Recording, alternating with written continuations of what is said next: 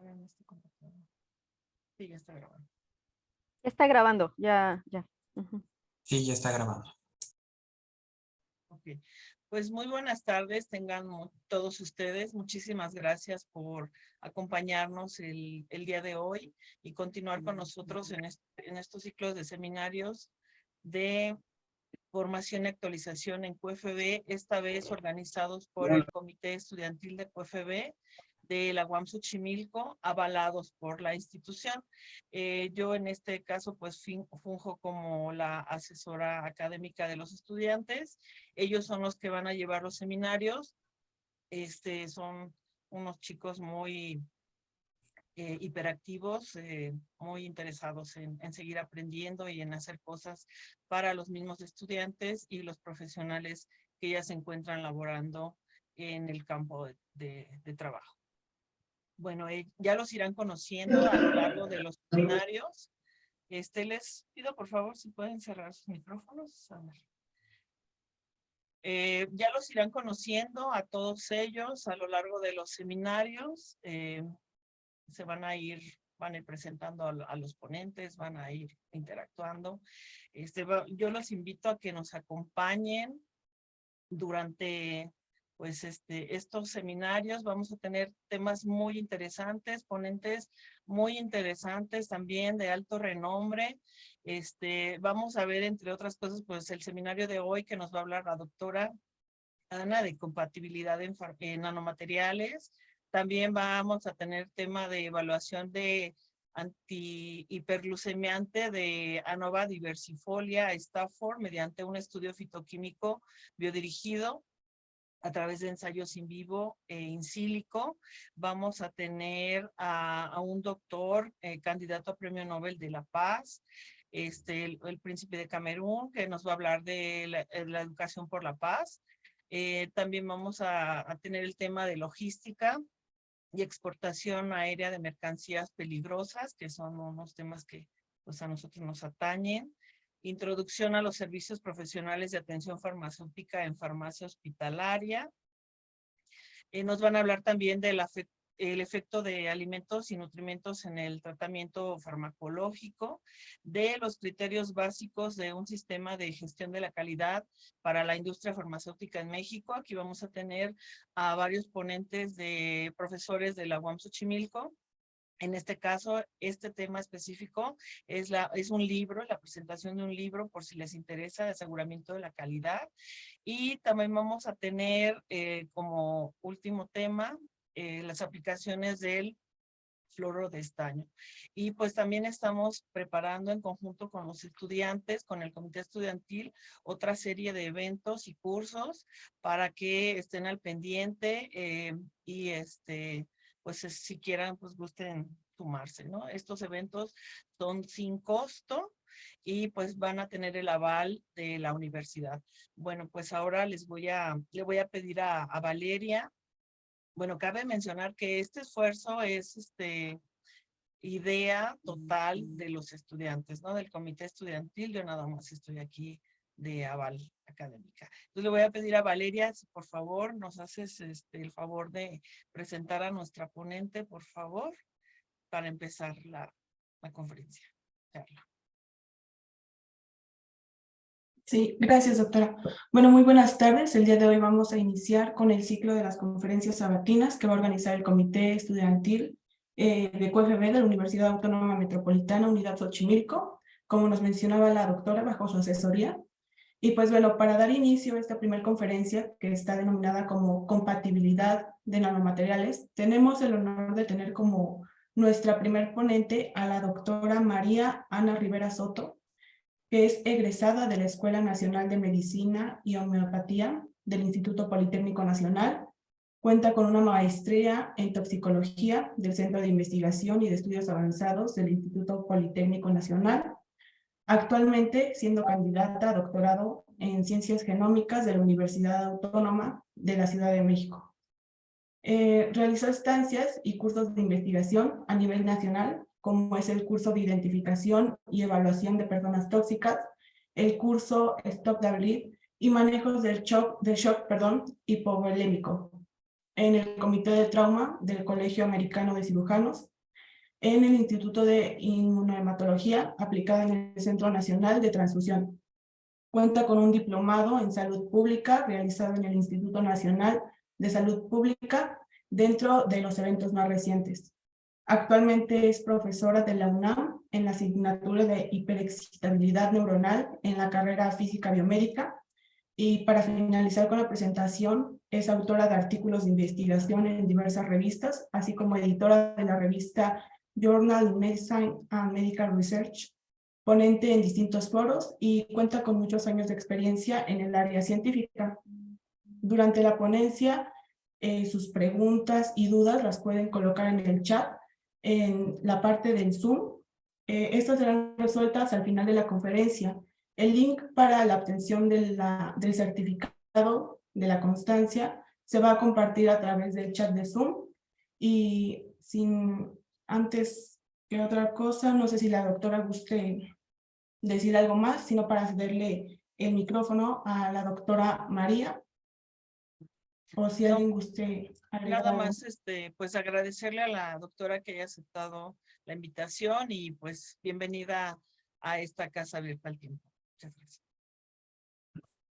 Muchísimas gracias por la invitación, es un honor estar con ustedes y compartirles un poquito de lo que he estado trabajando o lo que se ha venido haciendo a través de con todo el tema de la nanotecnología, que es algo que nos ha venido inundando en los últimos, no sé, 50, 70 años.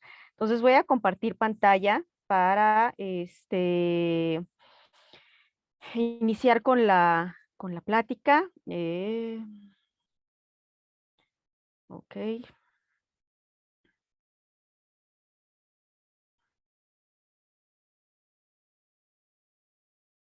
Nada más dejen que mi computadora ya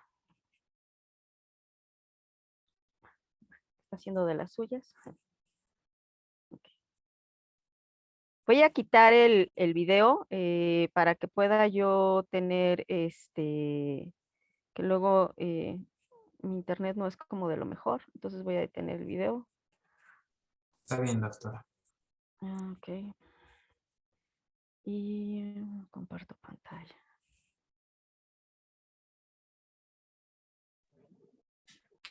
Ok, se ve, sí se ve, ¿verdad? Sí. Ok, perfecto.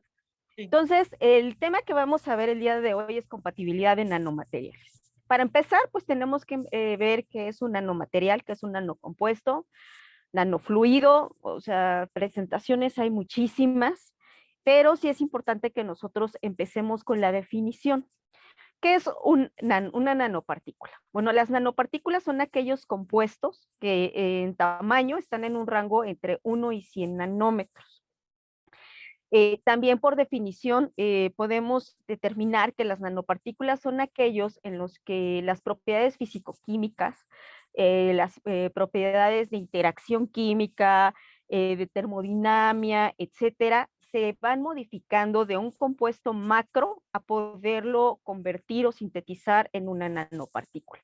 Es decir, el oro como tal, por poner un ejemplo muy común, el oro en el macro tiene cierto tipo de coloración.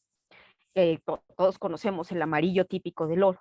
Sin embargo, el oro en cuanto a cuestiones de nanopartículas, cuando se va disminuyendo el tamaño o se sintetizan nanopartículas de oro, las propiedades ópticas que va teniendo y la coloración que va presentando se va modificando.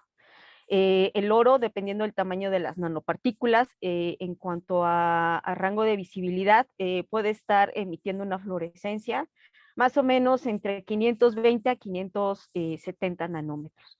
Pero esta de 520 a 570 va a depender mucho del tamaño de la nanopartícula.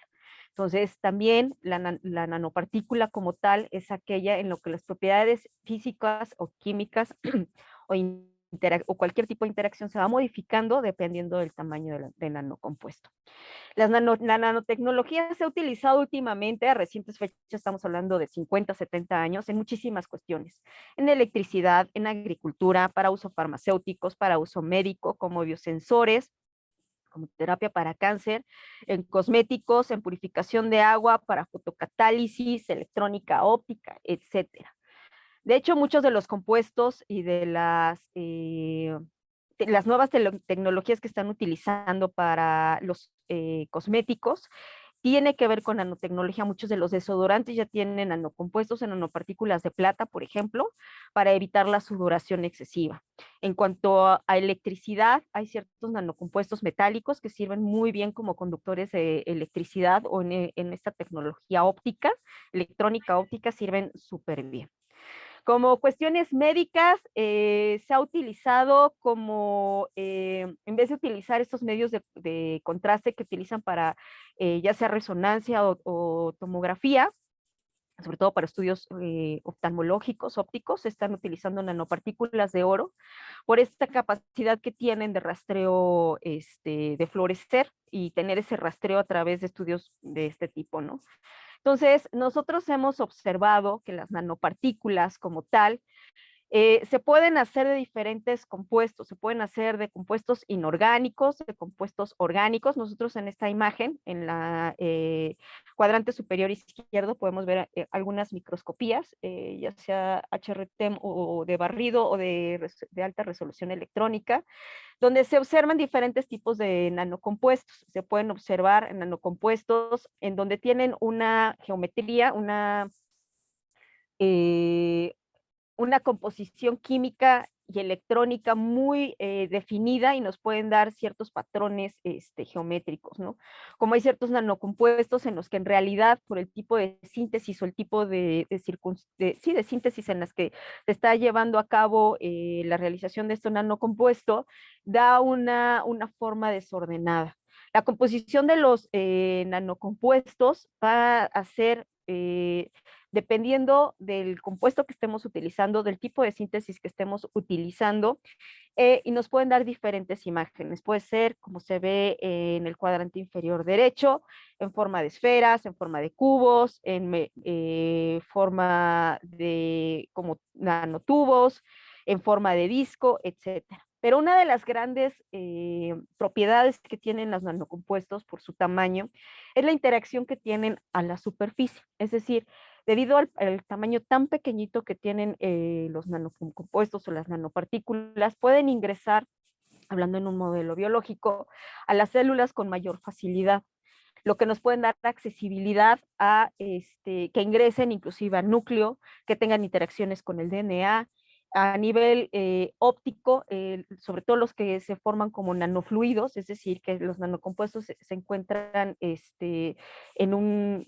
solvente, ya sea polar o no polar, dependiendo del compuesto del nanocompuesto, nos va a permitir que la fluidez en la transmisión eléctrica o electrónica sea mayor. Entonces, como hemos visto, las nanopartículas se pueden utilizar como fluidos de batería, en las gasolinas se utiliza también para disminuir el uso de aditivos dependientes del petróleo. También se utilizan, por ejemplo, en cierto tipo de jabones o detergentes que permitan que el detergente sea antibacterial. También se utilizan para cuestiones de minería, para la detección de algunos minerales en específico. Entonces, el hecho de que nosotros tengamos estas pequeñas partículas, que por definición lo hemos visto, que van de 1 a 100 nanómetros, con diferentes morfología, nos va a ir llevando a que su uso cada vez sea en mayores áreas. Entonces, una de las grandes ventajas que nos da el uso de las nanopartículas, bueno, es la relación que presenta el tamaño y exposición en el área de superficie, que ya les comenté, o sea, al ser tan pequeños pueden utilizarse y pueden tener un acceso a muchísimos, ya sea compuestos o en cuestiones biológicas, que puedan ingresar a niveles inclusive nucleares o de DNA en los modelos biológicos. Y también el que tengan una relación de tamaño y exposición de superficie mayor, pues las pueden hacer altamente tóxicas. Tomando en cuenta que muchos de los nanocompuestos que se están utilizando en la actualidad son fabricados de metales como el hierro, como el oro, como el tungsteno, etcétera, pues son bien sabido que muchos de estos componentes pueden ser altamente tóxicos a nivel biológico. Entonces, pues por eso es muy importante poder entender hacia dónde va esta parte de la biocompatibilidad de los nanocompuestos. Entonces, ¿cuáles son parte de esta toxicidad que los nanocompuestos se va presentando? Bueno, puede ser en respuestas inflamatorias muy severas, exacerbación de las respuestas del estrés oxidativo, y pues puede llevar a que, por ejemplo, en el humano muchos órganos se vean afectados, ¿no? Órganos como cuáles, pues los pulmones, el riñón, el corazón, etcétera. Entonces, se ha visto que estos mecanismos de toxicidad que han generado las especies, los nanocompuestos tienen mucho que ver con las especies reactivas de oxígeno. Se ha observado también que hay mucho daño en algunos modelos, ya sea bacteriano, que eso pues precisamente no es tan malo porque muchos se utilizan como antibacteriales, porque dañan lo que es la pared celular o la membrana celular en la célula a través de mecanismos como la lipoperoxidación. Puede generar también daño al DNA, puede haber activación de muchas vías que poco a poco los vamos a ir desarrollando, como la vía de las caspasas, que en las células pues son vía de muerte celular. Y también se ha observado que existe una disfunción de la mitocondrial, que puede haber desacoplamiento del citocromo C en la cadena respiratoria y pues puede llevar a la célula a apoptosis. Entonces, parte de lo que uno tiene que tomar en cuenta cuando se están sintetizando las nanopartículas o se están haciendo nanopartículas para uso a nivel biológico, ya sea para uso como en seres humanos principalmente, tiene que ver mucho con la síntesis química. Es qué precursores voy a utilizar y qué tipo de reacción voy a utilizar para que mis nanopartículas no sean tóxicas, para que exista cierta biocompatibilidad en el uso de las nanopartículas, por ejemplo, para desodorantes, para cosméticos. Por ejemplo, estos cosméticos que tienen como glitter, estos cosméticos, muchos de ellos tienen muchas bases en nanopartículas, sobre todo de oro y de plata, para que les dé ese como glitter específico que tienen. Pero entonces, si estoy utilizando metales, ¿cómo le hago o qué hago para hacerlas biocompatibles? Bueno, muchas de lo que se está utilizando es qué tipo de precursores voy a utilizar, qué tipo de reacciones químicas voy a utilizar. Ahorita se ha puesto muy de moda el usar algo que se llama green synthesis. La green synthesis es una síntesis de nanopartículas en donde sí, efectivamente, necesito las propiedades físico-químicas que me están dando los metales, el hierro, el oro, la plata, el tungsteno, lo que sea. Pero necesito hacer que la nanopartícula me resulte biocompatible. Entonces, utilizo elementos como son extractos de plantas, como son síntesis a base de agua, como son síntesis donde los bioproductos de reacción en realidad sean mínimos en muy bajas concentraciones y que no tengan efectos tan tóxicos para el organismo. Entonces, todas estas parámetros se van utilizando a que yo pueda, a través de los precursores y la reacción química, poder ir determinando el proceso hasta que yo tenga mi nanopartícula. Normalmente hay muchas nanopartículas en donde empezamos con precursores, no sé, tipo hierro, tipo oro, hacemos una reacción, no sé, de oxidorreducción con algún agente reductor, como pueden utilizar citrato de sodio, se puede utilizar boruro de sodio, entre otros, para poder determinar e ir manejando el proceso de nucleación, el proceso de crecimiento y el crecimiento y el proceso de engrosamiento de la nanopartícula para no utilizar tantos precursores, para no utilizar tantos compuestos y poder obtener las nanopartículas de cierto tamaño. Si yo controlo este proceso de síntesis en la reacción química, yo voy a poder obtener las nanopartículas del tamaño necesario que yo requiero para que tengan las particularidades físico-químicas que necesito. Es decir, Yo, por ejemplo, para una síntesis de nanopartículas de oro, ¿qué sal utilizo como precursor? Cloruro de sodio, ya sea en su fracción ácida o su fracción básica, porque hay diferentes sales. ¿Qué precursor químico necesito para tener nanopartículas, por ejemplo, de 7 nanómetros? Que yo sé que las de 7 nanómetros son las que son utilizadas para ciertos estudios en oftalmología, en cuestiones de tomografía o de resonancia magnética. Bueno, si quiero que estas nanopartículas no me sean tan tóxicas, probablemente puedo utilizar citrato de sodio o ácido ascórbico, por ejemplo. O las puedo utilizar una síntesis a base de agua, que los solventes que yo maneje no me generen, si es que queda alguna partícula entre la composición química, no me generen tanta reacción. Entonces, si yo tengo este tipo de reacciones, me van a ayudar a poder tener la nanopartícula o iniciar con que la nanopartícula tenga el tamaño, la composición química necesaria para hacerla biocompatible. Entonces, si yo estoy realizando la síntesis, pues desde los precursores, desde los agentes reductores, desde los tipos de solventes o de solutos que voy a utilizar, pues tengo que escogerlos bien, ¿no? ¿Qué me va a dar esta circunstancia de poder empezar a delucidar cómo voy a hacer mi reacción química? Bueno, pues tengo que tomar en cuenta las concentraciones, las proporciones, la solubilidad, las interacciones químicas que hay con todos estos componentes y la velocidad de reducción que yo voy a tener. Si yo tengo, por ejemplo, no tengo una velocidad de reducción controlada, las nanopartículas me pueden a lo mejor aumentar de tamaño.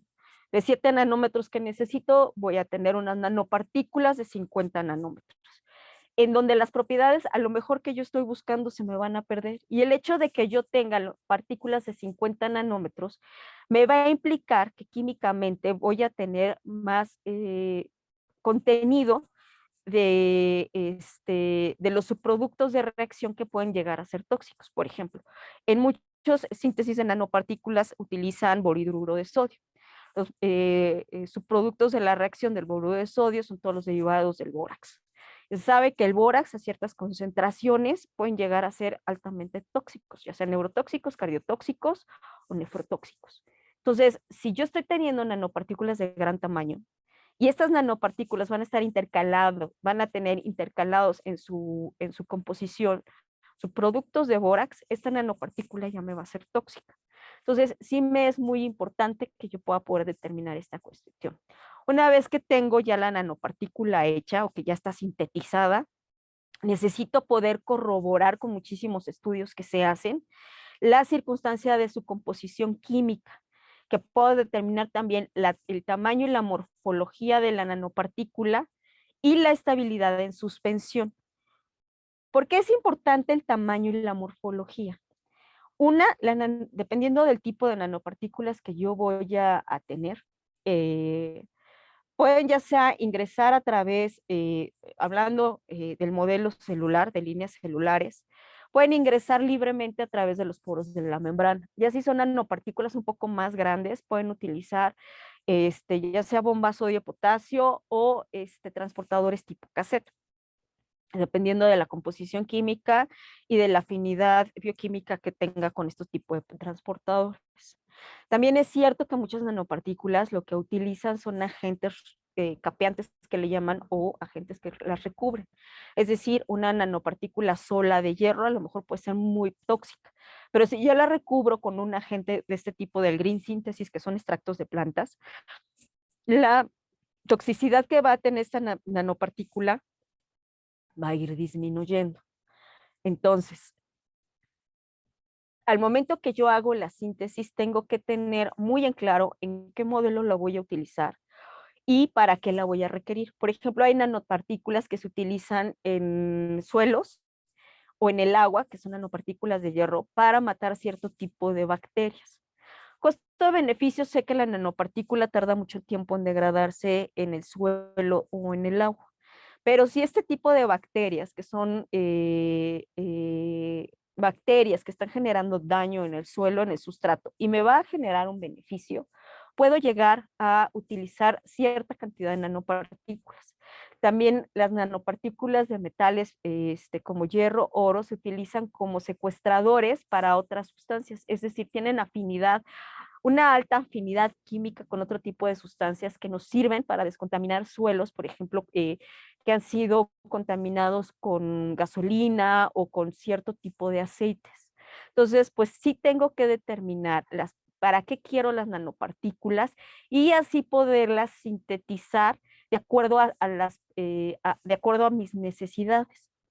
Obviamente, pues ya vimos que nos tenemos que tomar en cuenta todo esto, ¿no? La concentración, la proporción, el tipo de crecimiento que va a tener, el tamaño es importantísimo, la morfología que va a tener, o sea, si la quiero utilizar para humanos, o la quiero utilizar para óptica, si la quiero utilizar para electrónica, ¿para qué la quiero utilizar? Y qué contacto va a tener con los modelos biológicos.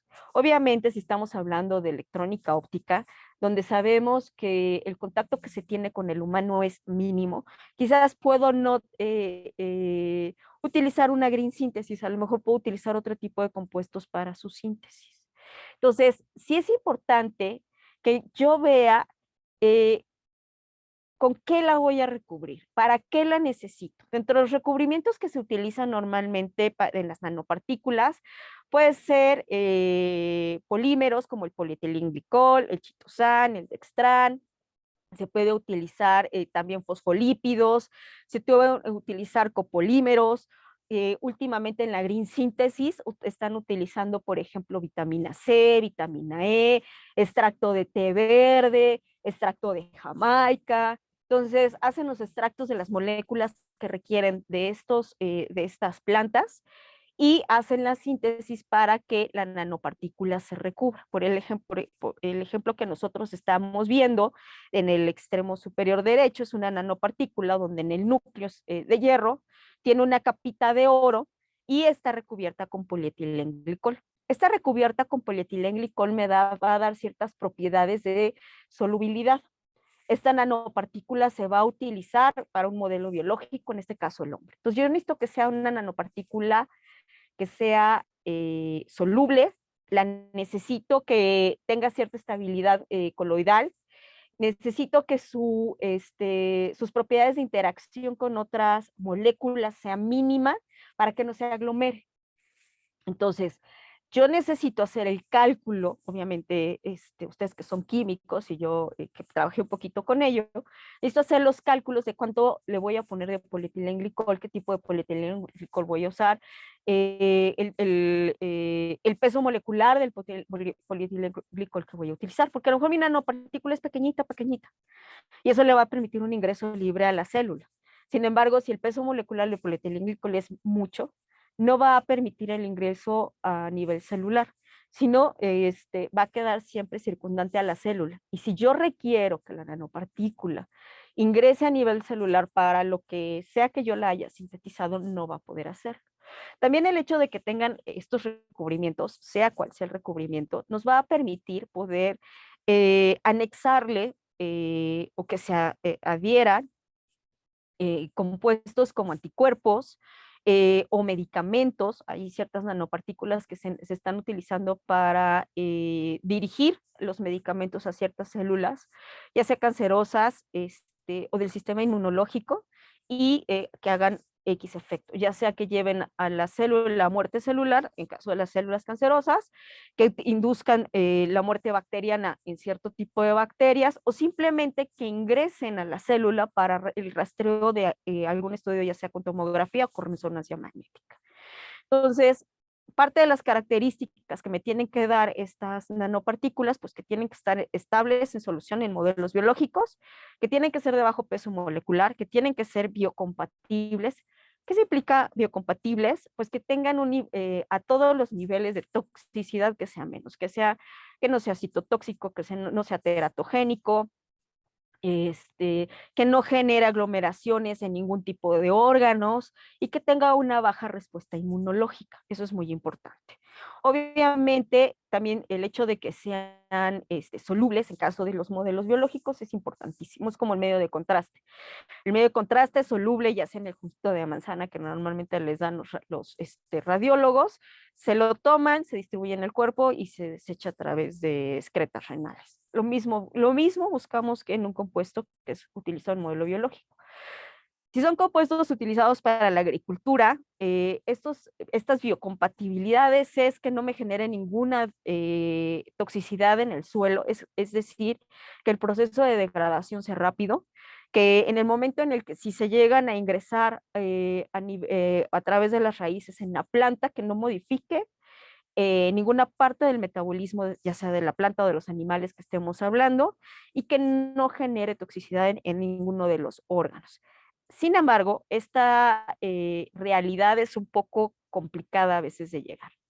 Unas de las, para lo que se han utilizado las nanopartículas a nivel de medicina, sobre todo las nanopartículas magnéticas, es para dirigirlas directamente al área del tumor, ya sea que se distribuyan a través a nivel parenteral o que se inyecten directamente en el in situ del tumor.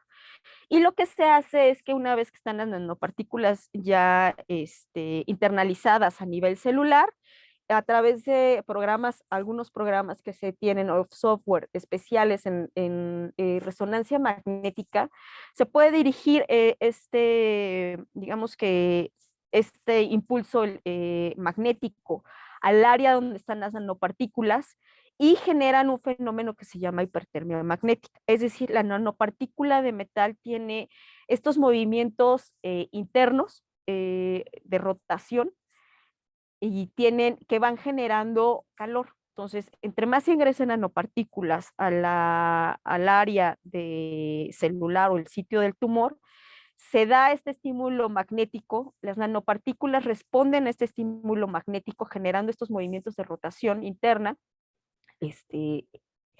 en sus electrones y se va generando estos campos de calor. En la imagen que nosotros tenemos, este es un tumor que se inoculó en este modelo de rata, un Winstar, en donde se le inoculó directamente al área del tumor, las nanopartículas en este caso fueron de hierro, se metieron a esta maquinita como tipo de resonancia magnética y en el momento en el que se genera este calor circundante, se va la célula a apoptosis y las células del tumor pues disminuyen en tamaño, ¿no? En la micrografía que nosotros podemos observar son las células tumorales, con los diferentes tratamientos que se han dado en resonancia magnética y es como van disminuyendo de número y de tamaño por este fenómeno de apoptosis. Obviamente en este caso yo le estoy apostando a que mi nanopartícula dentro de la célula no me genere mayor toxicidad hasta el momento que yo le doy el impulso magnético a través del equipo de la resonancia magnética. ¿Qué pasa en el momento en el que la célula se va a apoptosis? Bueno, las nanopartículas se biodistribuyen y se excretan a través de orina o de heces fecales. Eso es una síntesis exitosa de nanopartículas. Obviamente, como todos los compuestos, todos los genobióticos que hay en el mundo van a generar efectos adversos, claro. Sin embargo, es buscar que tengan la mínima cantidad de efectos adversos. En la imagen que yo tengo en el cuadrante inferior derecho, se está observando cómo ahí están colocando in situ en un tumor de próstata en nanopartículas igual magnéticas para que el paciente sea tratado con este fenómeno de hipertermia magnética. Entonces, esto es como parte de lo que yo necesito, digamos que entender o necesito tener para que mis nanopartículas sean biocompatibles. Obviamente la exposición que yo voy a tener y el éxito que tenga, pues va a depender mucho de lo que ya hablamos con anterioridad, ¿no? El tamaño de la nanopartícula, la composición, el tipo de síntesis que yo voy a tener, etcétera. ¿Qué tipo de exposición puedo tener yo?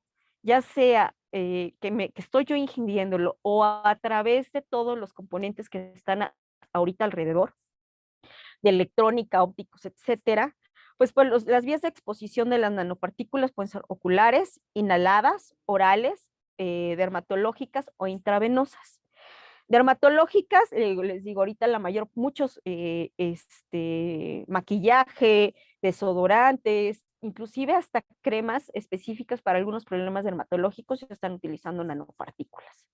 Una vez que las nanopartículas, que nosotros estamos a la exposición de las nanopartículas, pues las nanopartículas, como todos los genobióticos, van a tener interacciones con los órganos. ¿Con qué órganos? Dependiendo de la composición, dependiendo de los agentes capeantes que yo tenga y dependiendo de que si las voy a dirigir o no con anticuerpos. A través de la síntesis, si yo quiero, por ejemplo, que mi nanopartícula tenga afinidad por cierto tipo de línea celular, le voy a poner el anticuerpo específico para estas líneas celulares.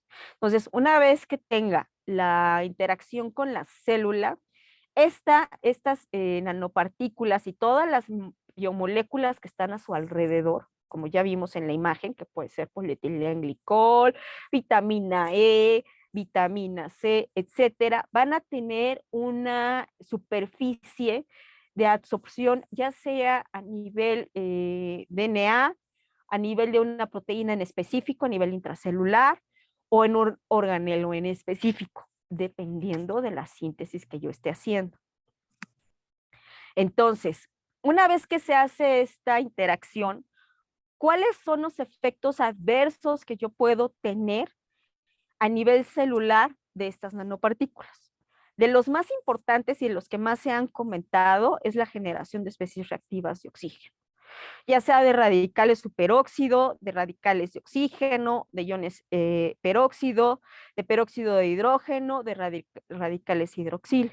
Dependiendo de, digamos, a qué nivel de organelo o a qué nivel molecular se genere la interacción, va a ser el tipo de reacción adversa que yo voy a tener.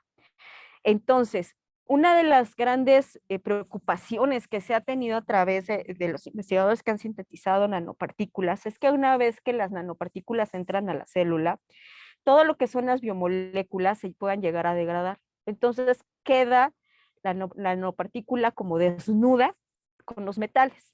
Y una vez que esta nanopartícula queda desnuda, empiezan todas estas interacciones moleculares o celulares y pues nos puede generar todas las reacciones que nosotros vimos. Otras de las circunstancias que nos pueden hacer es que nos pueden despertar vías de señalización que nos lleven a la muerte celular, ya sea la vía de las MAP-sinasas, que nos induzcan a síntesis de NF-kappa beta, las respuestas hacia hipoxia, etcétera. Entonces, pues, ¿qué va a pasar? Pues que nos van a llevar a células sanas a tener ya sea apoptosis o necrosis, dependiendo de las vías que se lleven, de las interacciones que se tiene. Y pues también nos pueden llegar a presentar respuestas inmunológicas severas. Estas respuestas inmunológicas severas nos pueden llevar a presentar reacciones ya sea a diferentes órganos, ¿no? Pueden ser pulmones, dermatológicos, neurológicos, renales, y nos pueden llevar a presentar insuficiencias, ya sea insuficiencia renal, insuficiencia hepática, insuficiencia circulatoria, cuando las nanopartículas no son solubles y que generan ciertos aglomerados. Se han visto algunos estudios donde estos aglomerados se van ya sea a nivel alveolar, perdón, o a nivel capilar.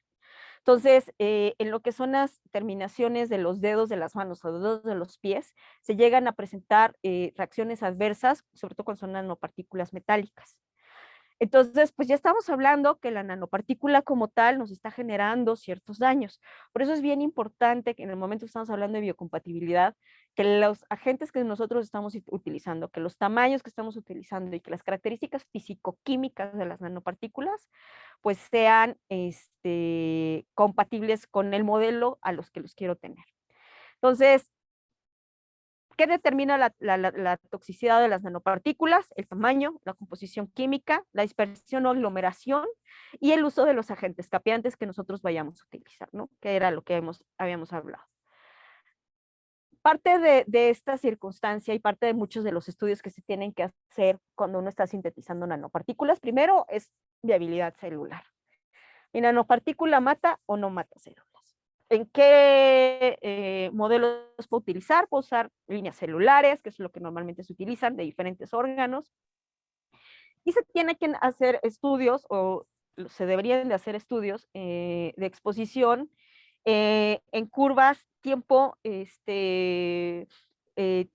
dependientes, concentración dependientes, es decir, voy a utilizar diferentes concentraciones de mis nanopartículas a diferentes tiempos, en diferentes líneas celulares, y poder calcular la letalidad de mis nanopartículas.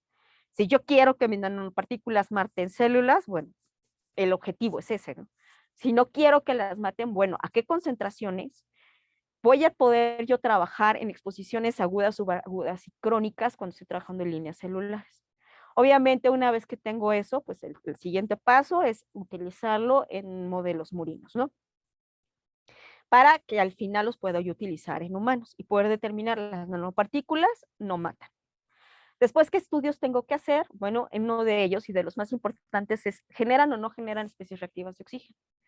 Esta generación de especies reactivas de oxígeno me van a llevar a la muerte celular, me van a generar algún daño funcional celular que es incompatible con la vida, me va a llevar a tener estas nanopartículas también, por ejemplo, respuestas inmunológicas severas. Entonces, todos estos tipos de estudios se tienen que hacer, se tienen que determinar antes de decir que mis nanopartículas son biocompatibles. Entonces, como ya les había mencionado, las interacciones de las nanopartículas me pueden llevar a inducir efectos prooxidantes, disfunción en la cadena respiratoria, pueden generar un montón de especies reactivas de oxígeno, ya mencioné algunas, y se ha visto que muchas nanopartículas tienen una afinidad, sobre todo las que son dependientes de metales, con el retículo endoplásmico y con la mitocondria. Entonces, se puede llegar a generar daño en estos organelos. También se ha visto que puede llegar a presentarse desacoplamiento de la cadena respiratoria.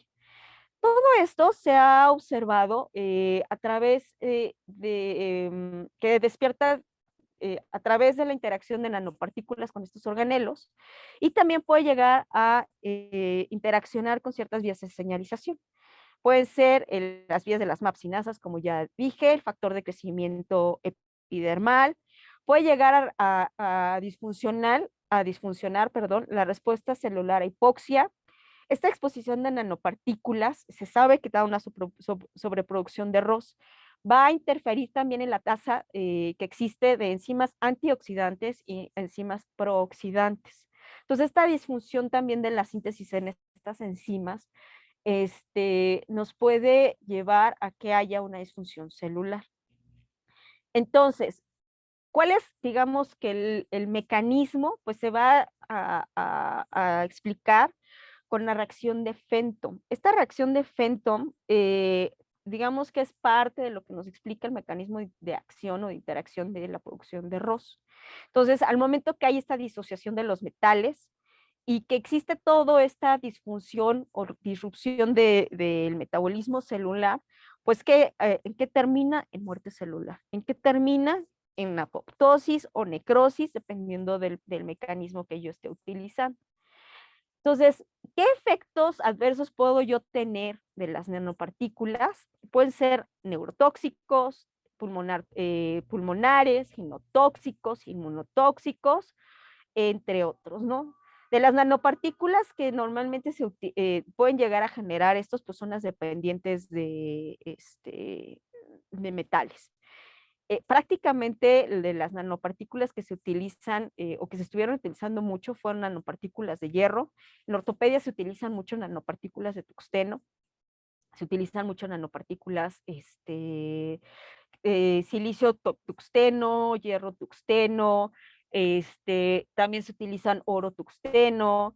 Y estas nanopartículas lo que están tratando de hacer es que no tenga tanta interacción celular y que sirvan como matriz para la colocación de lo que son los materiales de síntesis y órtesis, que son como recambios que hay para caderas, rodillas, etcétera, y que sean materiales más duraderos, pero que no generen esta toxicidad. Entonces, dentro de todos los efectos que se han reportado a través de las nanopartículas a nivel neurológico, pues se han utilizado, se ha reportado que hay una, presentación temprana de enfermedades como Alzheimer, como demencia senil.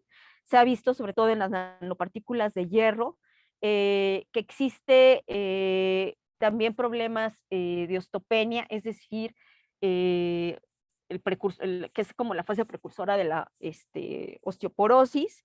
También se ha observado enfermedades neurodegenerativas, como el desarrollo también de Parkinson, entre otras. Entonces, para no llegar a esta circunstancia de que, bueno, pues es que ya sinteticé las nanopartículas, vamos a administrarlas a los humanos, por eso tienen que pasar por todas las fases de los protocolos, como se hace con cualquier medicamento. Fase 1, a nivel de línea celular, donde se determinan todos los niveles de toxicidad que se maneja. Fase 2, nivel de mamíferos pequeños, que igual toxicidad, interacciones, biocompatibilidad, farmacocinética, farmacodinamia, todo se tiene que determinar hasta poder llegar a una fase 3, que es en el humano. A nivel pulmonar, ahí es muy muy interesante esta parte de la toxicidad pulmonar, porque se ha visto que todas las nanopartículas que son muy pequeñitas son aquellas que interaccionan o que se van a los capilares alveolares pulmonares. Entre estas reacciones que pueden ser reacciones inmunológicas severas, como es una respuesta inflamatoria severa en las vías aéreas, como generación de estrés oxidativo y la síntesis o la respuesta de citocinas proinflamatorias. Es decir, el paciente nos va a cursar como si tuviera, o estoy hablando como médico, parte científico, perdón, el modelo de los humanos, nos van a tener respuestas como tipo asma de difícil control, puede llegar a presentar como enfermedades obstructivas crónicas sin haber fumado, sin haber estado expuesto a humo de leña, etcétera, que son como los precursores de estas enfermedades.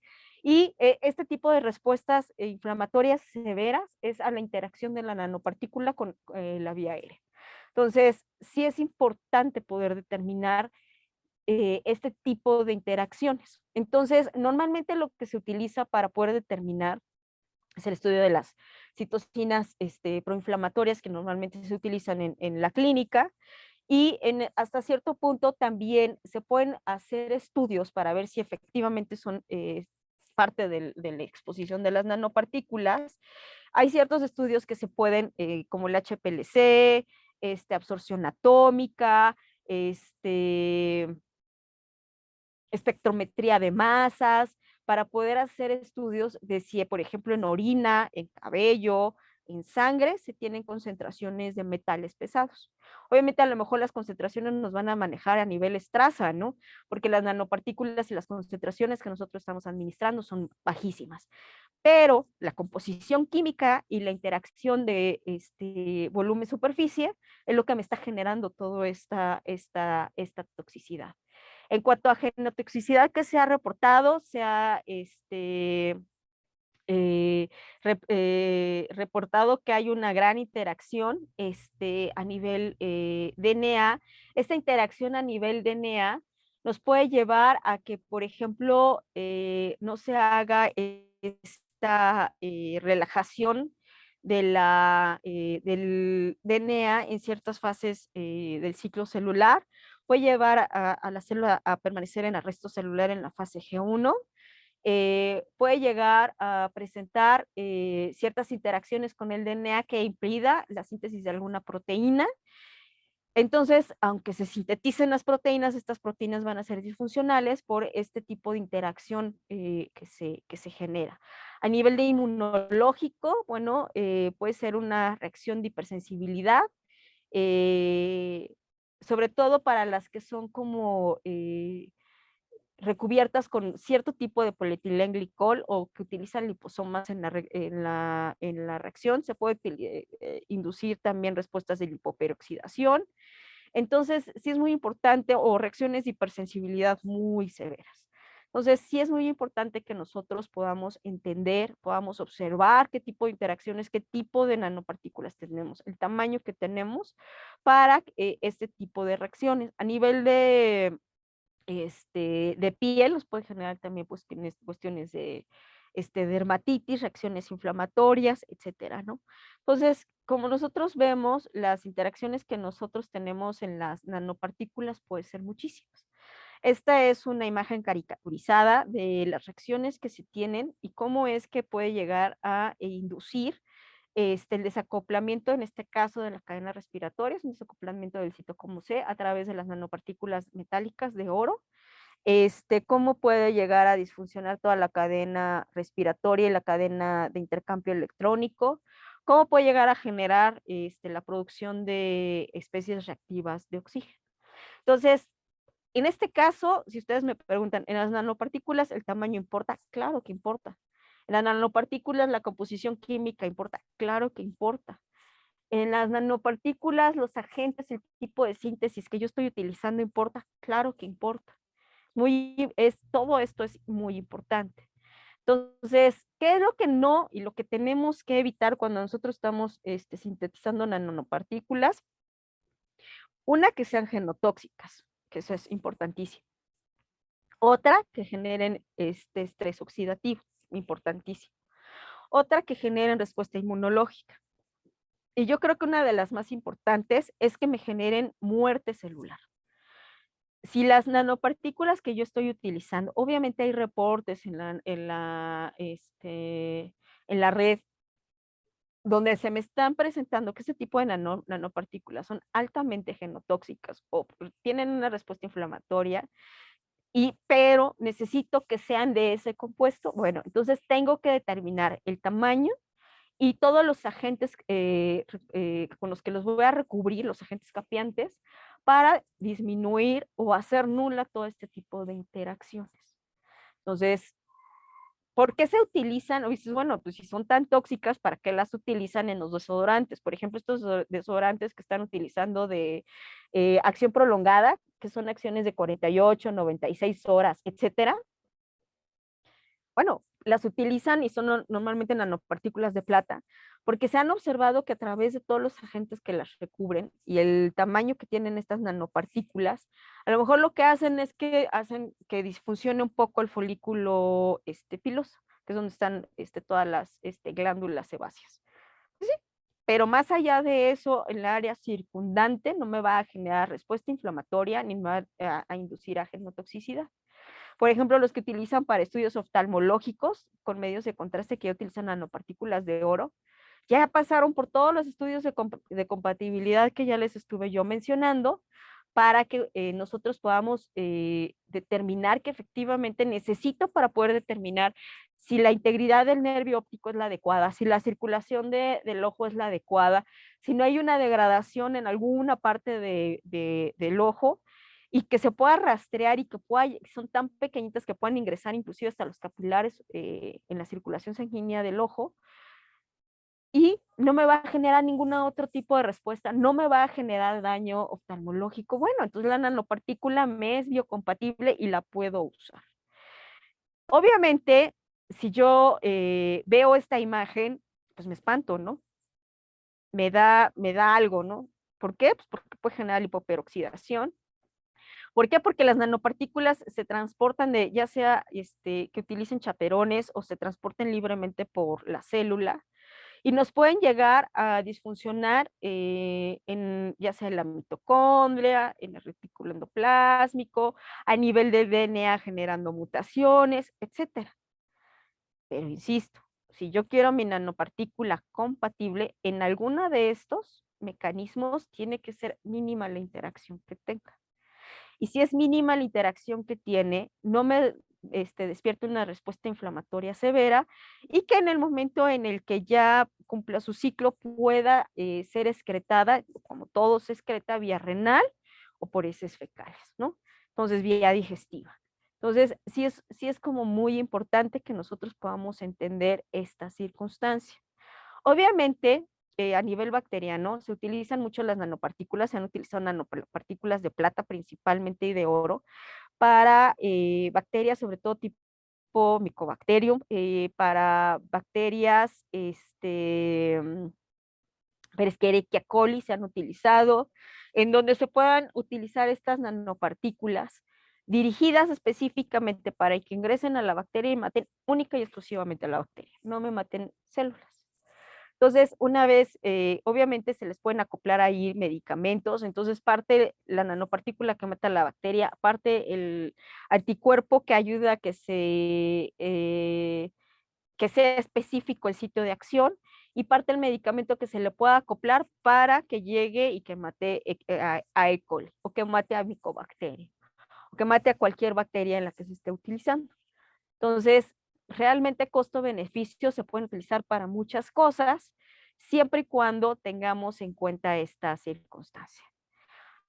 Si yo estoy teniendo esta interacción orgánica en las nanopartículas, obviamente el potencial que tienen para cierto tipo de enfermedades, para realizar estudios, por ejemplo, de tomografía, resonancia magnética, para interacciones, para hacer como dirigir estas nanopartículas a líneas, a células tumorales, o para poderlas dirigir para que lleven el medicamento específico, por ejemplo, en artritis reumatoide, que se lleven específico en ciertos, en las articulaciones, pues a nivel biológico son muy importantes. Por ejemplo, todas estas grandes pantallas en las que nosotros, pues actualmente vemos la tele como tal, o las nuevas pantallas que hay en las computadoras o las pantallas de los celulares, tienen nanopartículas. Todas las fibras ópticas tienen nanopartículas, porque se ha observado que la interacción de electrones que hay es con mayor velocidad y mayor eficiencia. También en ciertos componentes, por ejemplo, de contaminación, utilizan nanopartículas de hierro para poder utilizar esta como scavening, que es como el secuestro de componentes, y disminuir la contaminación por aceites, por ejemplo. Entonces, sí pueden llegar a ser muy tóxicas, pero también tienen muchísimos usos. Y eso es muy importante que nosotros lo observamos. Bueno, esta es otra circunstancia de toxicidad de las nanopartículas, que la nanopartícula va a interaccionar en lo que es la vía de Bax para la inducción de la vía de las caspasas, lo que nos va a llevar a que la célula pues sufra apoptosis. Sin embargo, obviamente, si yo tomo, pues es que ¿para qué quiero yo que maten a las células? Bueno, si yo lo estoy tomando y le pongo un anticuerpo que lo dirija a nivel de células tumorales, claro que quiero que se mueran las células tumorales, ¿no? Claro que me interesa que induzca apoptosis. Entonces, ¿qué necesito? Ponerle un anticuerpo específico, a lo mejor ponerle algún polímero que tenga por ahí alguna molécula de glucosa para que se absorba fácilmente. A lo mejor necesito que no me despierte respuesta inflamatoria, bueno, lo hago con green síntesis, y entonces le puedo empezar a poner biocomponentes alrededor de las nanopartículas. Oye, pero se va a hacer una nanopartícula enorme, ¿no? Bueno, si yo elijo que el tamaño inicial de mi nanopartícula sea, por ejemplo, de 7 nanómetros, el peso molecular del polímero, el biocomponente que yo estoy utilizando es un peso molecular muy bajo, y el anticuerpo que estoy utilizando es muy pequeñito, entonces, y aparte le voy a anexar un antibiótico o algún medicamento que también me induzca la muerte celular, bueno, ya tengo una propuesta para poder utilizar las nanopartículas específicamente para muerte celular en células cancerosas. ¿Qué tipo de cáncer? Bueno, no sé. Se han utilizado para cáncer de próstata, para cáncer de pulmón, se han utilizado para cáncer de ovario, se han utilizado para cáncer de hueso, se han utilizado para diferentes tipos de cáncer, ¿no? Entonces, sí es importante, o sea, no todo en las nanopartículas sea malo, ¿no? Sí es importante que yo lo pueda determinar. En este caso utilizaron nanopartículas de zinc, en donde pues sí, la nanopartícula de zinc indujo la muerte celular por apoptosis, generó muchos aniones superóxido, hizo una disrupción del citocromo C, indujo la vía de las caspasas, o sea, por todos lados le dieron a la célula para que se fuera a apoptosis. Sin embargo, aquí nosotros podemos utilizar y podemos leer anticáncer, mecanismos anticáncer. Entonces, mi nanopartícula me es funcional en este caso. Y obviamente, como la dirigí, es una nanopartícula que va dirigida para estas células tumorales, la biocompatibilidad que me va a presentar es grande. Obviamente me vas a decir, oye, pero es que puede llegar a tener alguna respuesta inflamatoria, claro. Oye, es que puede llegar a presentarse una insuficiencia renal por ellas, claro. Pero si yo les pregunto a ustedes cuál de los medicamentos que nosotros consumimos, hasta sea un paracetamol, no me puede dar algún efecto adverso. Obviamente, la respuesta que yo voy a tener en la población tiene que ser mínima. O sea, por uno de cada 1 millón, a lo mejor que me pueda llegar a presentar un efecto adverso, bueno, puede ser que sea viable y sea compatible.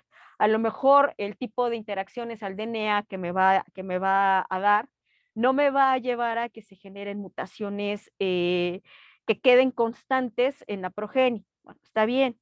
No me va a llevar a que sea genotóxico, está perfecto. No me va a llevar a teratogénesis, está bien, pero me va a llevar a que induzca a las células cancerígenas a esta muerte celular.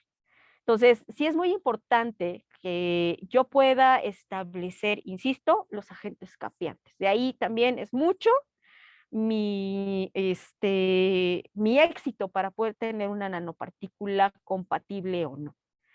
Si yo también le voy a poner anticuerpos, es qué tipo de anticuerpo le voy a dar, qué tipo de respuestas que espero tener a través de la interacción de estos anticuerpos. En este tipo de nanopartículas, unas están funcionalizadas con el agente COMPEG, otros con CARPA, otros con CIPA. Pues nos van a dar diferentes tipos de reacciones, ¿no? Nos pueden hacer reacciones, ¿cómo se llama? Reacciones ya sea de hipersensibilidad, etcétera, ¿no? Entonces, sí es importante, por ejemplo, aquí con CIPA, pues las interacciones o lo que se están sintetizando de tipo respuesta inmunológica que va a tener, se van a inducir la respuesta con histaminas, con interleucinas, con algunas citocinas, ¿no? Entonces, sí es muy importante que yo pueda entender y pueda, antes de poder utilizar una nanopartícula, la respuesta inmunológica. ¿Qué tipos de pruebas? Como hemos visto, pueden ser de integridad, en morfología celular, viabilidad, pruebas de DNA, respuestas inmunológicas, disrupción de canales iónicos, respuesta a mitocondrias, generación de especies reactivas de oxígeno. ¿Y qué tipos de estudios puedo utilizar?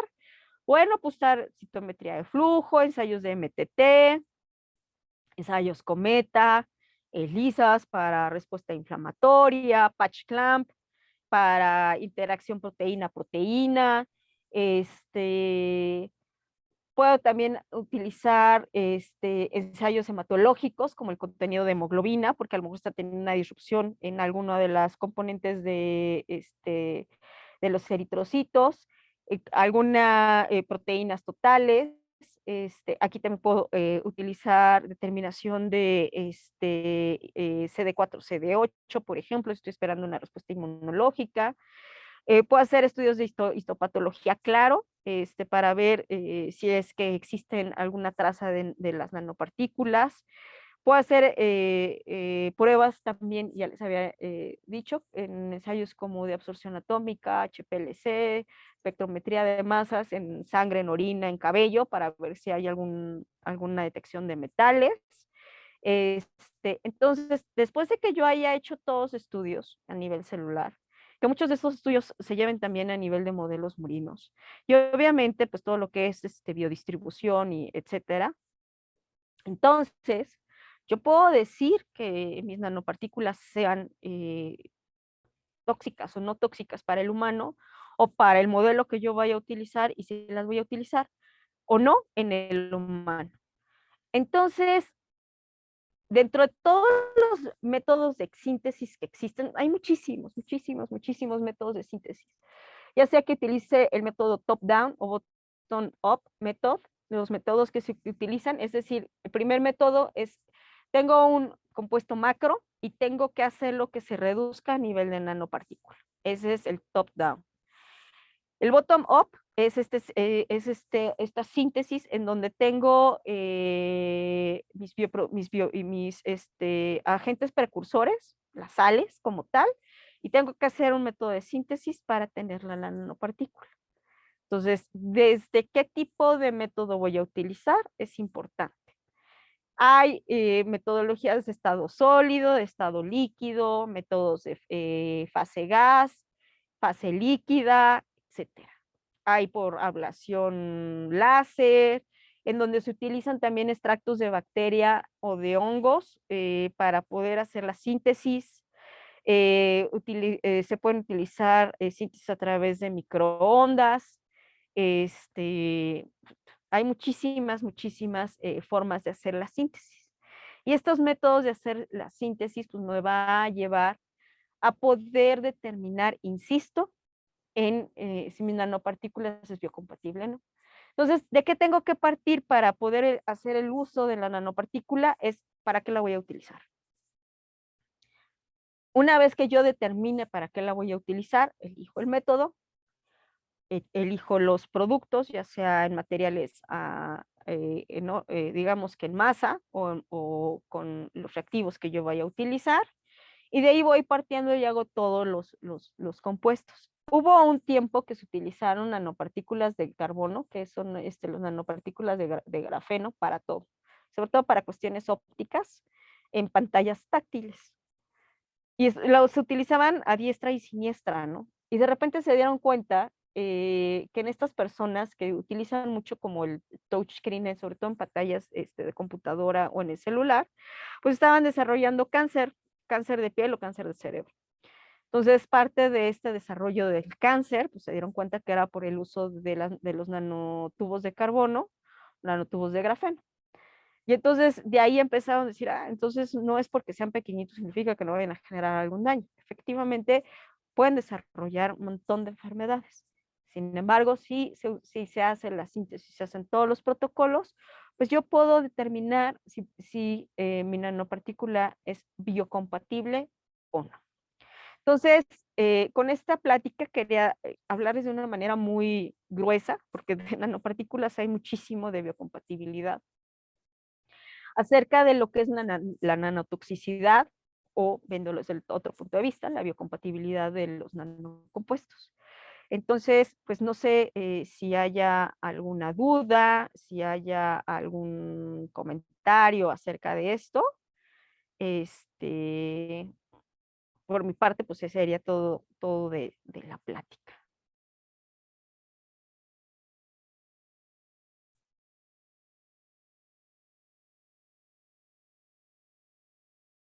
Sí, muchas gracias, doctora.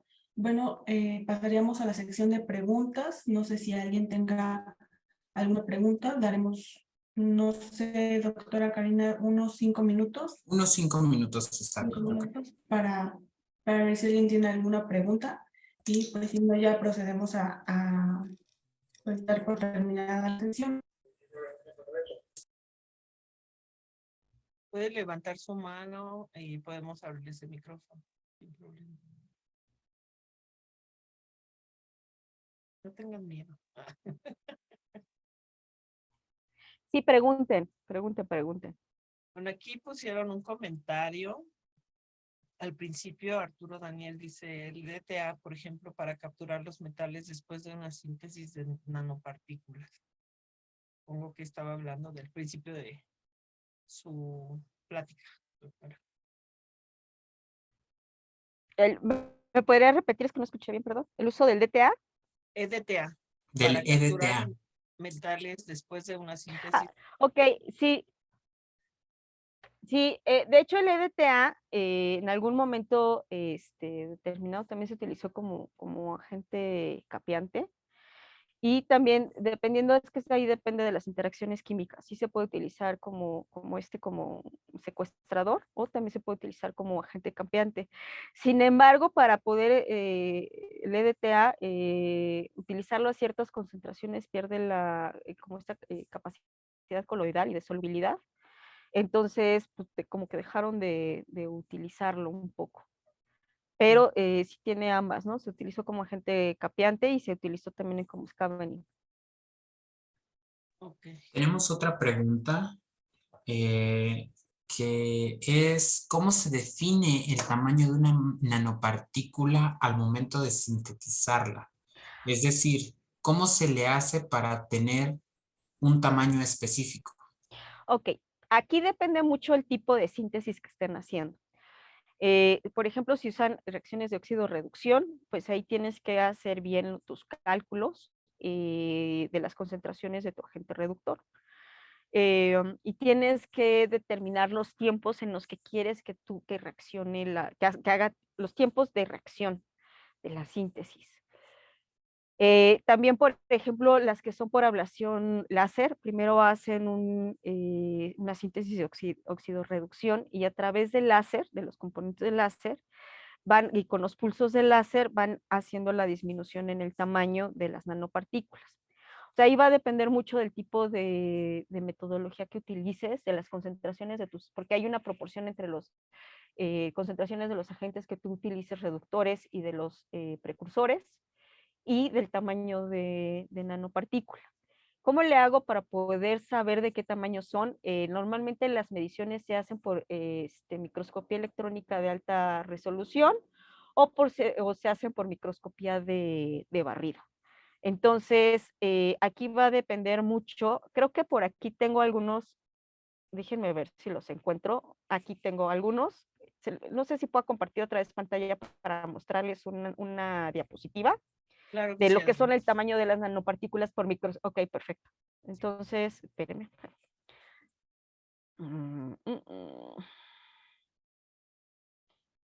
Déjenme, la encuentro aquí en la... Ok, estas son microscopías de barrido de las nanopartículas que yo sintetice. Ok.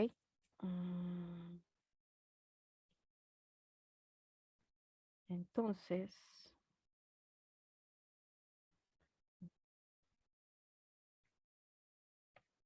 Esta es una microscopía de barrido. Ay, dejo de compartir. Perdón. Es que me abrió la otra. Esta. Y utilizo la otra, perdón.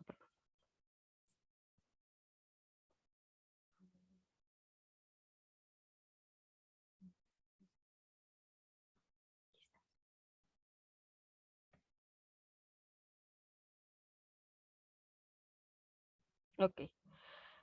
Esta es una microscopía de barrido.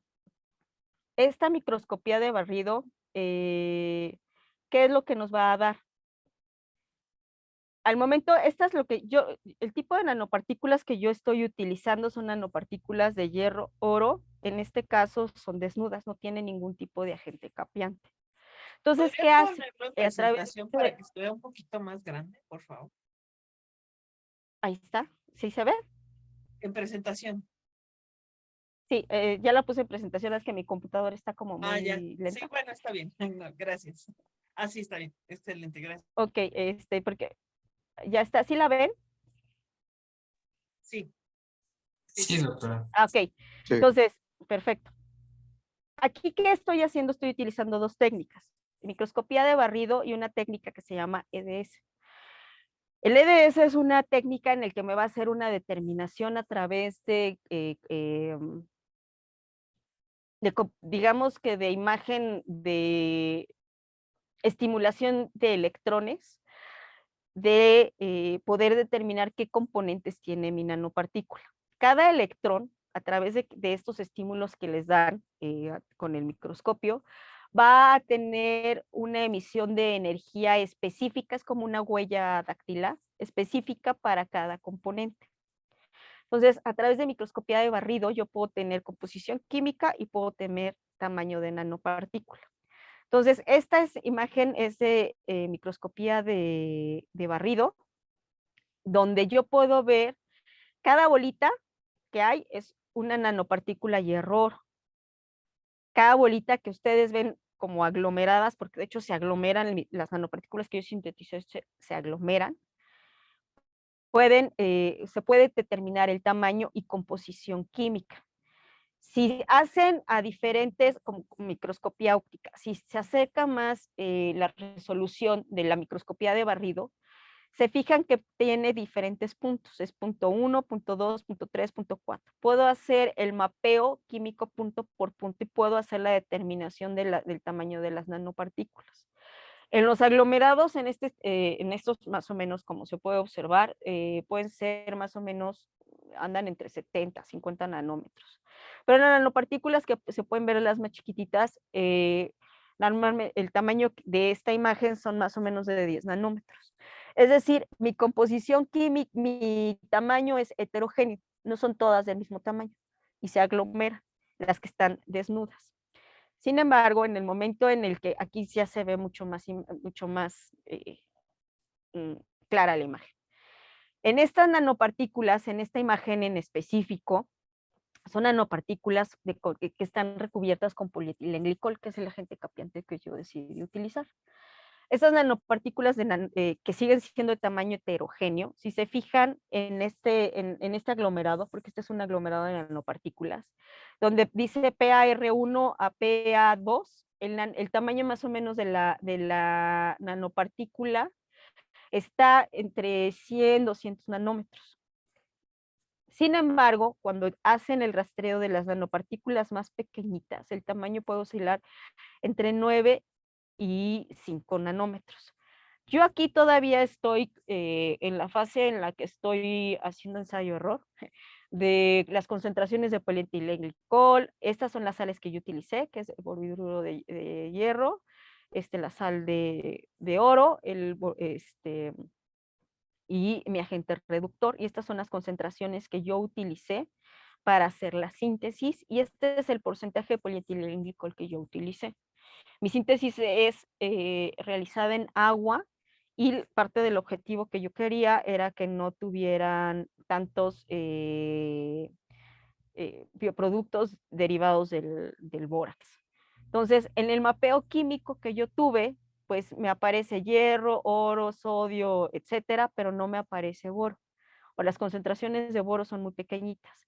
Las nanopartículas, los tamaños, ya sé que se me aglomeran. Esta, de hecho, no fue la síntesis final, pero fue parte del proceso, porque se me aglomeran y los tamaños son muy grandes. Entonces, no ingresan de manera, digamos que rápida a la célula. Por los tamaños, simplemente por tamaño, pues no son biocompatibles. Entonces, parte de esto, pues, se hace a través de microscopía de barrido, o se hace por microscopía electrónica de alta resolución. Dependiendo, obviamente, de pues, lo que tenga uno acceso, pues van a ser, pero pues son como como las maneras de poder determinar los tamaños, ¿no? Entonces, no sé, ¿alguna otra pregunta? Sí, tenemos otra pregunta que es, ¿hay nanomateriales en los alimentos? Híjole, qué pregunta tan más interesante, y eso te lo respondo como toxicóloga.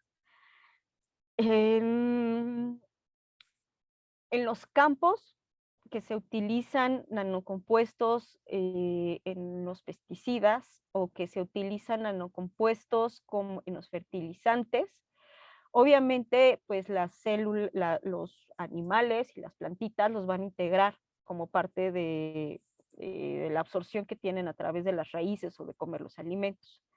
Entonces, a lo mejor como tal el nanocompuesto, como vieron en las imágenes, ¿no? A lo mejor ya llevaron varias fases de oxidación, de degradación, etcétera, pero sí se pueden llegar a encontrar trazas de hierro, trazas de oro, etcétera, ¿no?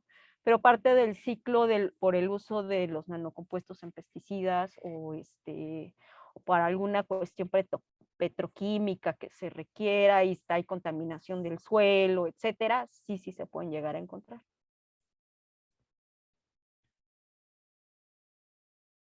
¿Alguna otra? Sí, tenemos otra que menciona, ¿existe algún modelo experimental preferido para determinar la toxicidad de las nanopartículas? Pues modelo experimental preferido como tal, ¿no? O sea, siempre se tienen que utilizar varias líneas celulares, se tienen que utilizar en diferentes concentraciones a diferentes tiempos. Y obviamente los ensayos que tú vas a usar, pues dependiendo del tipo de toxicidad, ¿no? Puedes usar un ensayo cometa para genotoxicidad, puedes utilizar una ELISA para determinación de citocinas, interleucinas, etcétera. Y modelos murinos, pues se han utilizado ratas Winstar, ratones Valve-C, o sea, ya depende de lo que, hacia dónde tú quieras llevar tu investigación, es el tipo de modelo que vas a usar. Entonces, uno preferido, no, es más bien qué quieres investigar, ¿no? Y va a ser el modelo que tú utilices.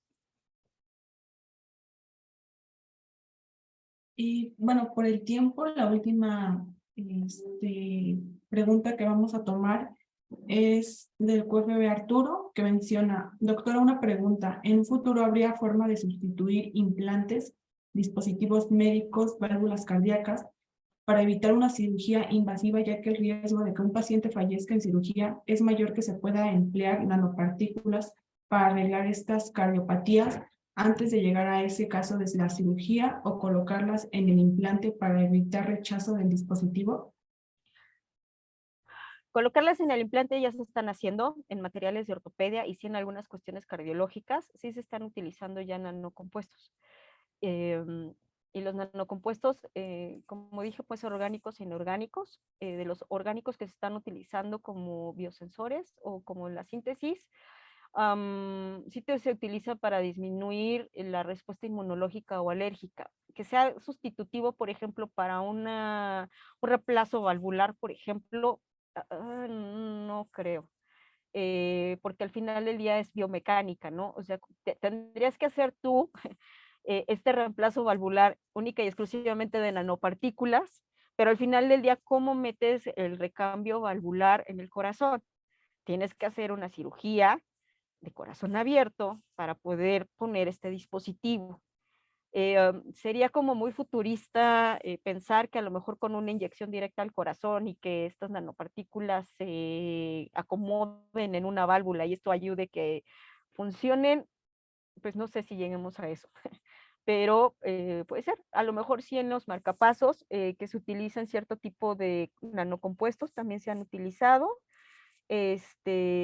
O sea, sí se han utilizado para materiales de recambio, por ejemplo, de cadera o de recambio de rodillas, sí se han utilizado ya nanopartículas. Pero que eso sustituya la cirugía, no lo sé. Doctora, me comentan que nos vamos a acomodar a su tiempo, si ya no tiene tiempo de responder preguntas. Está bien, perfecto. Entonces, usted pues comuníquenos si continuamos, porque todavía hay más preguntas, o ya cerramos la sesión. Pues Podríamos, dime. también podríamos dejar sus redes, así como manera de que la contacten para mandarle las preguntas quizás por su correo.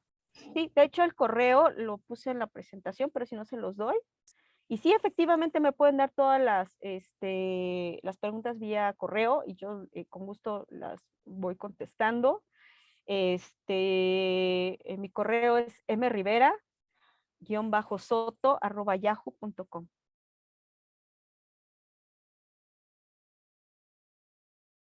Lalo, no sé si lo puedes compartir a través del Zoom, del chat de Zoom, del currículum que nos mandó. Ya está. mrivera_soto@yahoo.com. Exacto. Sí. Sí, y con mucho gusto yo les voy contestando las preguntas y pues en lo que les pueda ayudar en cuanto a este tema de nanopartículas, que es extremadamente amplio, quizás reducirlo lo más posible, para que todos entendamos más o menos este contexto de biocompatibilidad, toxicidad, ¿no? Sí, claro, y al final, por eso tantas preguntas, ¿no? Exacto, exacto. Bueno, entonces agradecemos a la doctora María por aceptar la invitación a este ciclo de conferencias sabatinas, a nuestra asesora, la doctora Karina Sánchez, y a la audiencia pues en general recordándoles que nuestra próxima conferencia es el día 25 de febrero, denominada Introducción a los Servicios Profesionales de Atención Farmacéutica, farmacéutica en farmacia hospitalaria. El preregistro lo van a poder encontrar en oficiales del Comité de QFB de la UAM Xochimilco. Los invitamos a seguirnos. Mis compañeros a través del chat van a mandar los links de las redes y pues para que a través de ellas sigan al pendiente de nuestras próximas conferencias. Nuevamente les agradecemos su presencia. Tengan una excelente tarde y les cedo la palabra a la doctora Karina. Muchas gracias, Valeria. Bueno, pues muchísimas gracias a todos ustedes por acompañarnos el día de hoy. Aquí están los títulos de las sesiones que tendremos, las 10 sesiones, para que nos acompañen, no se lo pierdan. Hay una posibilidad, hay algunas personas en algunas ocasiones nos han solicitado una sola constancia, sumando todas las horas. Entonces sí habría una posibilidad de obtener una constancia con las 10 horas, pero tendrían que asistir a las 10 sesiones para que podamos, para que se pueda generar. En este caso, la constancia pues se dará al término de de todo el ciclo de los seminarios. Se enviarán igual bueno, voy a tratar de que a los ponentes se les envíe antes. Muchísimas gracias, doctora, por aceptar la invitación de los muchachos, por acompañarnos, por compartir su experiencia, sus conocimientos. No sé si tal vez usted, los chicos que están interesados, había bastantes preguntas, quizá usted acepte estudiantes para servicio social, maestría, posgrado, no sé, que nos pueda... Ahorita en este momento, lo que yo le comentaba un poquito, estoy un poquito en stand-by porque estoy en la parte de la titulación del doctorado, estoy escribiendo mi artículo y mi tesis, pero con mucho gusto los puedo asesorar o puedo fungir como tutor externo, lo que sea, con muchísimo gusto. Ahorita aceptar me es un poco complicado porque estoy en la fase de la titulación. Sin embargo, sí puedo fungir como tutora en el momento en el que ustedes gusten. Ya tienen mi correo, y con mucho gusto, pues comuníquense conmigo y sin problema. Bueno, muchísimas gracias. Muchas Bueno, gracias, ahí doctora. tienen, chicos, si quieren hacer servicio, nada más esperen, denle chance a la doctora que se titule para que, Ay, sí, por puedan... favor. Sí. Estoy ya terminando el artículo, por favor. Sí, denle un tiempito ahí para que termine y ya los pueda aceptar. Bueno, estos son los temas, entonces los esperamos la próxima semana, que en nuestro segundo seminario, que sería Introducción a los Servicios Profesionales de Atención Farmacéutica en Farmacia Hospitalaria. Y les recordamos pues que nos sigan en nuestras redes sociales para que estén al pendiente y de lo que estamos publicando y estén atentos de cuándo será el próximo evento y pues todo lo demás, ¿no? Pues muchísimas gracias, doctora. Le haremos llegar su constancia por su participación. Muchas gracias a los chicos, a los estudiantes y a todos los participantes. Nos vemos aquí la próxima semana. Que tengan una buena tarde, buen provecho. Hasta luego. Sí, adelante. Doctora, disculpe, una pregunta. Me están comentando que el link que está mandando para el registro es el mismo que se utilizó para el preregistro. Quien ya lo realizó se tiene que volver no, tiene que volver a contestar. Este es el registro, el otro será el preregistro. Ok, Lo tienen que volver a llenar. Gracias. Por favor. Sí, Gracias, y si alguien quiere la constancia por las 10 sesiones, no puse la opción, pero pónganlo en los comentarios para hacerla aparte. Sí, por favor. Bueno, pues, ¿alguien tiene alguna pregunta? Y no olviden registrarse porque hasta ahorita tenemos nada más como 50 participantes, fuimos 80 en la sesión, así que pues aprovechen lo de la constancia, por favor. Bueno, pues muchas gracias. Buen provecho a todos. Bueno, muchas gracias. Nos Gracias, vemos el doctora. siguiente fin de semana. Gracias. Muchas gracias por la invitación y que tengan bonito fin de semana. Igualmente. Gracias, igualmente. Hasta luego. Voy a...